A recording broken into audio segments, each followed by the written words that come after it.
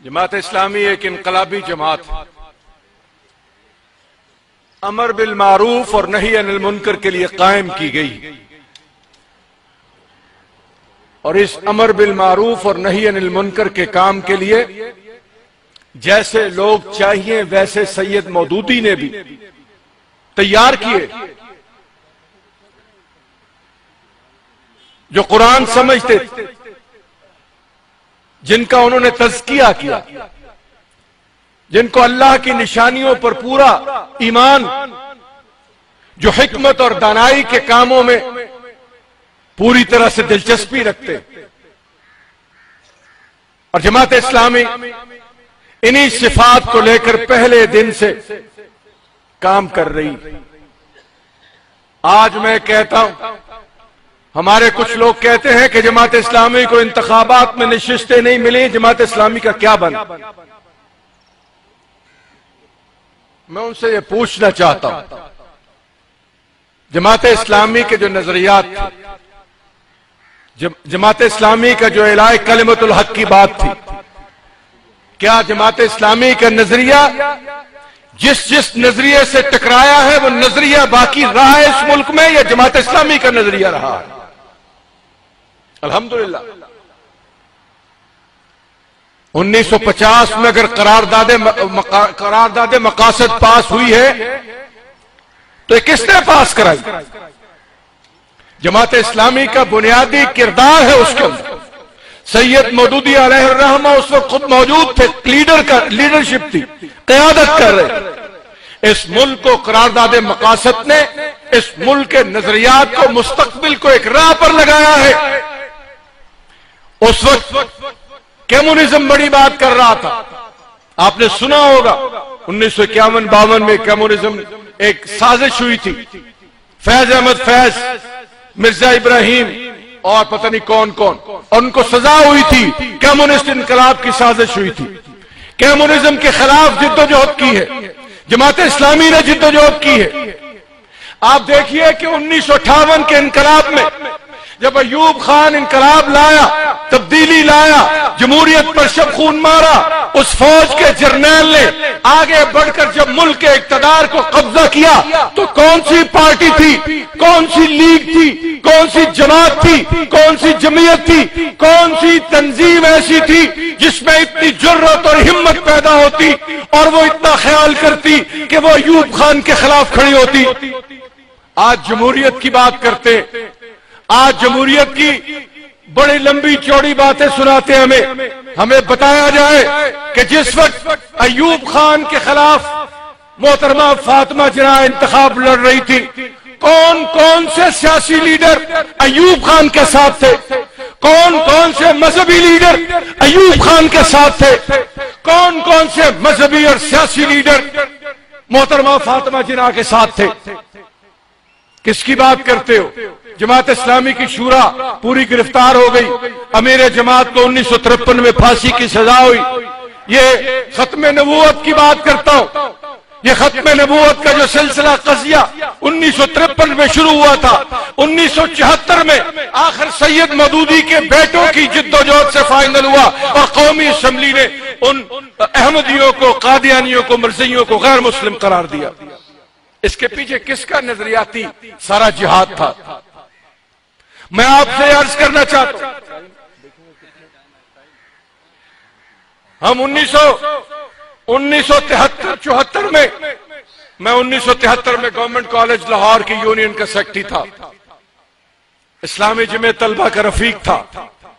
ہم نے اپنی آنکھوں سے وہ دیکھا ہے اور سنا ہے وہ منظر، مختلف صنعتی اداروں میں، مختلف تعلیمی اداروں میں کمیونسٹ کیا کرتے تھے، ایک ڈرامہ لگتا تھا۔ ہم نے گورنمنٹ کالج میں دیکھا ہے، اب میں یونین کا سیکرٹری بننے سے پہلے فرسٹ ایئر میں میں نے دیکھا، میں نے الٹایا، وہ میری غیرت ایمانی نے اس کا قبول نہیں کیا، ہم نے وہ ڈرامہ الٹایا، مار کھائی وہاں پر۔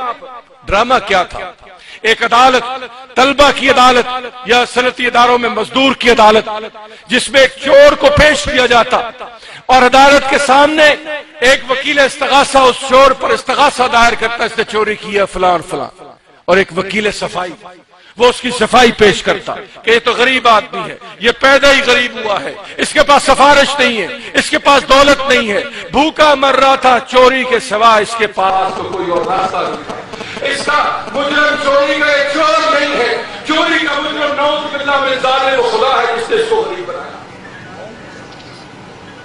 پھر وہ اس طرح سے والا آتا، پھر وہ اپنی نایابی گفتگو کرتا، پھر ایک کے لیے ملازمت کیوں نہ کر لی فلاں کو، پھر وہ صفائی والا آتا، پھر وہ کہتا کہ اس کے پاس کوئی سفارش نہیں تھی، بڑے جاگیردار، بڑے صنعتکار، یہ تو اس کا بھی توبہ نعوذ باللہ ثم نعوذ باللہ، یہ تو خدا ہے جس نے کسی کو فیکٹری دے دی، کسی کو جاگیر دے دی، او مجرم۔ اور عدالت آخر میں کیا فیصلہ کرتی؟ وہ کہتی کہ ہم اس کو بری کرتے ہیں، اور پولیس کو کہتے ہیں نعوذ باللہ کہ وہ اس مجرم کو جو اصل مجرم ہے وہ خدا اس کو پکڑ کر ہماری عدالت میں اگلی پیشی کے پر پیش کرے۔ یہ پاکستان کے تعلیمی اداروں میں ہم نے دیکھا ہے، یہ پاکستان کے صنعتی اداروں میں ہم نے دیکھا ہے، کس نے سکھ سویرے کی جنت تو اس دنیا سے اس پاکستان سے بکایا؟ اسلامی جمعیت طلبہ نے، نیشنل لیبر فیڈریشن نے، پیاسی یونین نے، اور یہ پاسلر یونین نے، پریم یونین نے، انہی یونین پنجاب یونیورسٹی نے، یہ کراچی یونیورسٹی نے، انہی لوگوں نے سرخوں کا مقابلہ کیا ہے۔ ذوالفقار علی بھٹو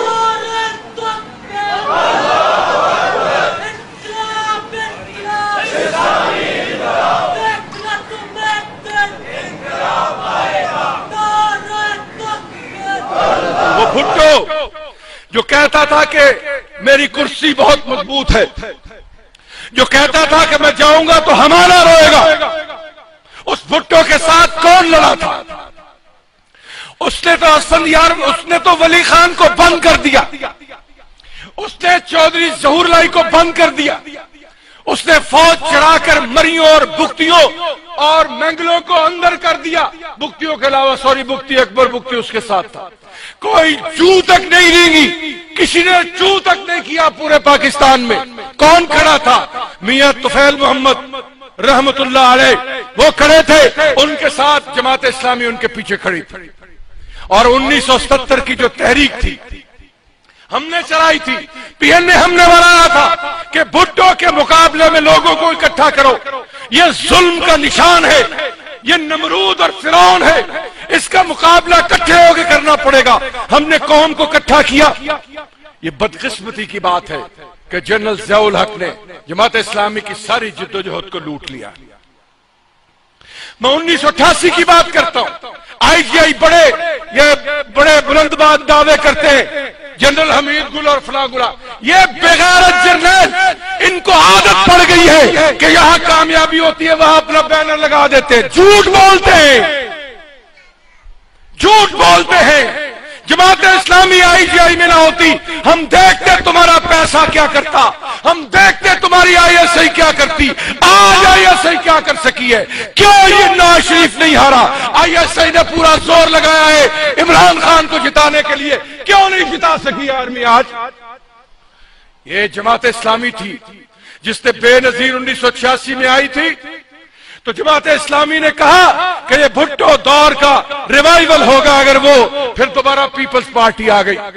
ہم نے اس کا مقابلہ کیا تھا۔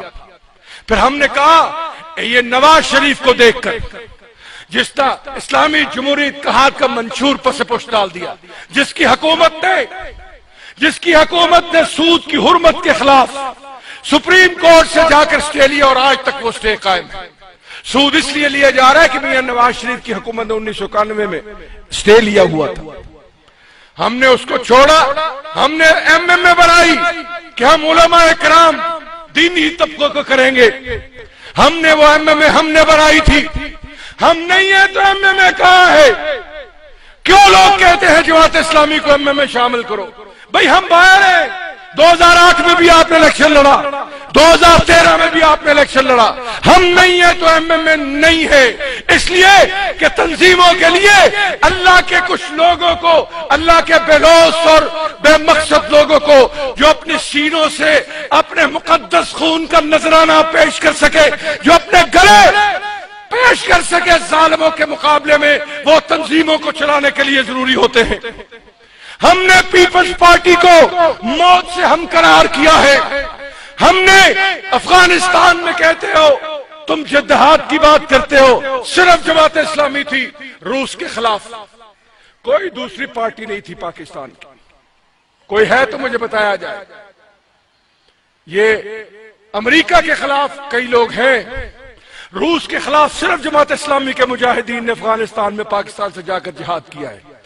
آج وہ Russia, union of socialist Soviet Russia, USSR، جس کے لال جھنڈے پر کتنے ستاروں کے ساتھ ہتھوڑا اور دراتی ہوتی تھی، وہ ملک نیست و نابود ہو گیا، اس دنیا سے صفحہ ہستی سے مٹ گیا. جہاد کی ریوائول ہوئی افغانستان میں. یہ جماعت اسلامی کی پالیسی تھی. جماعت اسلامی نے 1973 کا دستور، جس میں بھٹو کو ہماری ضرورت نہیں تھی، ہماری وہ حکمت، وَيُعَلِّمُهُمُ الْكِتَابَ وَالْحِكْمَةَ، پروفیسر غفور احمد مرحوم، ان کی موجودگی میں، جماعت اسلامی کی پشپرائی کی موجودگی میں، ایک طاقت کی موجودگی میں، ایک نظریے کی موجودگی میں کسی کو جرأت نہیں ہوئی. اور پاکستان کا آئین آج یہ کہتا ہے کہ پاکستان کا ریاستی مذہب اسلام ہوگا اور پاکستان میں کوئی قانون اسلام کے خلاف نہیں بن سکے گا. یہ سارا سفر جماعت اسلامی نے طے کیا ہے، یہ سارا سفر جماعت اسلامی نے منظم کیا ہے، یہ سارا سفر جماعت اسلامی نے مرتب کیا ہے. تم جماعت اسلامی کو سیٹوں سے تولتے ہو، جماعت اسلامی کے لوگوں کے دل اور دماغ میں جو خدا کی بندگی ہے اس سے تولو. جماعت اسلامی کے کارکنوں کے دل اور دماغ میں جو رسول اللہ کی محبت ہے اس سے جماعت اسلامی کو تولو. آج جماعت اسلامی کا نظریہ مشرق وسطیٰ میں کامیاب ہے، پاکستان میں کامیاب ہے، افغانستان میں کامیاب ہے، بنگلہ دیش میں کامیاب ہے. پوری امت مسلمہ کا علاقہ آج شمع اسلام کے نور سے روشن ہو رہا ہے.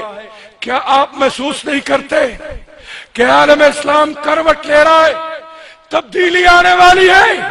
وہ تبدیلی شاید میری نسل میں نہ آئے، میری اگلی نسل میں آئے، لیکن مجھے مرتب رہنا ہے، مجھے منظم رہنا ہے اور مجھے تیار رہنا ہے. وَلَنَبْلُوَنَّكُمْ بِشَيْءٍ مِّنَ الْخَوْفِ وَالْجُوعِ وَنَقْصٍ مِّنَ الْأَمْوَالِ وَالْأَنفُسِ وَالثَّمَرَاتِ وَبَشِّرِ الصَّابِرِينَ. اور اللہ تعالیٰ یہ وعدہ ہے قرآن مجید میں، اللہ فرماتے ہیں وعد اللہ الذین آمنوا منکم وعملوا الصالحات. اللہ کا وعدہ ہے تم میں سے جو ایمان لائے اور نیک عمل کریں. کیا وعدہ ہے؟ لِيَسْتَخْلِفَنَّهُمْ فِي الْأَرْضِ كَمَا اسْتَخْلَفَ الَّذِينَ مِنْ قَبْلِهِمْ، کہ ان لوگوں کو وہ دنیا میں اسی طرح با اختیار بنائے گا جس طرح اس نے تم سے ان سے پہلوں کو بنایا تھا. یہ اللہ کا وعدہ ہے، قرآن کا وعدہ ہے اور وعدہ پورا ہونے کا وقت آ رہا ہے. وَلَا تَهِنُوا وَلَا تَحْزَنُوا وَأَنْتُمُ الْأَعْلَوْنَ إِن كُنتُم مُؤْمِنِينَ. اگر تم مومن ہو تو ڈرو اور خوف مت کھاؤ، تم ہی کامیاب ہوگے. آج سید منور حسن کی قیادت میں جماعت اسلامی کا کارکن تیار ہے شہادتوں کے لیے، عظیمتوں کے راستے کے لیے.